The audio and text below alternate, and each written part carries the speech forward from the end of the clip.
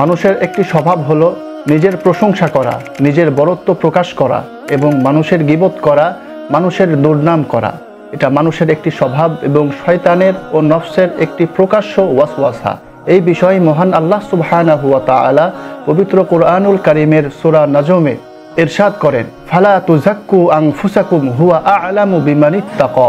সুতরাং তোমরা নিজেদেরকে পবিত্র পরিচ্ছন্ন বলো না, তোমাদের মধ্যে কে খোদাভীরু এ সম্পর্কে মহান আল্লাহ তাআলা ভালো জানেন। যারা আত্মপ্রশংসায় লিপ্ত হয় তারা প্রকৃতভাবে বাস্তব বিমুখ হয়ে যায়। রাসূল সাল্লাল্লাহু আলাইহি ওয়াসাল্লাম বলেন, প্রবৃত্তির অনুগামী হওয়া, এরপরে কৃপণ হওয়া এবং আত্মপ্রশংসায় লিপ্ত হওয়া, এই তিনটি বদ অভ্যাস মানুষকে ধ্বংস করে দেয়। তবে এই তিনটি বদ অভ্যাসের মধ্যে সব থেকে নিম্নতম বা খারাপ হলো আত্মপ্রশংসায় লিপ্ত হওয়া।